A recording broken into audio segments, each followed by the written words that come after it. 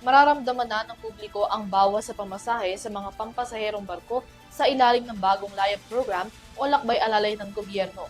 Base sa inilabas na patakaran ng DOTR, epektibo ang programa sa mga purely passenger vessels na may biyahe na 2 oras pababa. Alamin ng buong detalye sa report ni Graciela Corazon. Sinimulan na ng Department of Transportation or DOTR katuwang ang Maritime Industry Authority o Marina ang paglulunsad ng lakbay-alalay ng gobyerno o layag program ng pamahalaan upang magbigay ng diskwento sa mga pamasahe sa mga pampasaherong barko sa bansa. Ang programa ay inilunsad sa ilalim ng direktiba ni Pangulong Ferdinand R. Marcos Jr. na layong tulungan ng mga shipping companies at mga pasahero na apektado ng pagtaas ng presyo ng produktong petrolyo bunsod ng tensyon sa Middle East. Ipatutupad ang nasabing programa sa mga purely passenger vessels na may biyahe na 2 oras pababa. Kabilang narito ang mga may biyahe na makikita sa inyong mga screen.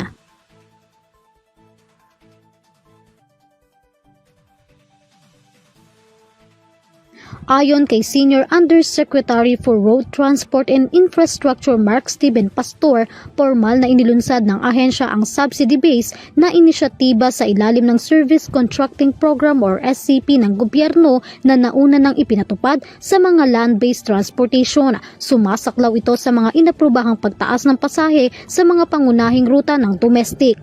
Naglaan ang pamahalaan ng mahigit 200 million pesos na pondo para sa Service Contracting Program sa maritime sector upang masuportahan ang operasyon ng mga shipping lines at mabawasan ang gastos ng mga biyahero. Sa ilalim ng programa, maaaring makatipid ang mga pasahero ng hanggat 195 pesos depende sa ruta ng barko.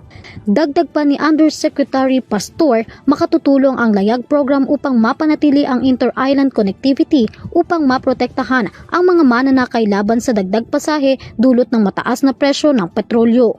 Samantala, ipinatupad ang programa sa ilalim ng Republic Act No. 12314 at DOTR Department Order No. 2026-008 na sumasalamin sa whole of government efforts ng pamahalaan.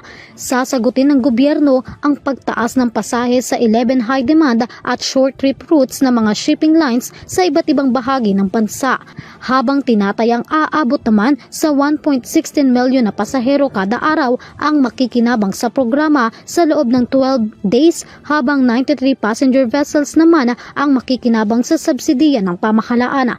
Umaasa ang ahensya na sa pamamagitan nito mababawasan ang pasanin ng mga araw-araw na biyahe at maramdaman ng publiko ang suporta ng pamahalaan sa panahon ng pangangailangan. Para sa EuroTV News, Graciela Corazon, sumasaludo sa bawat Pilipino.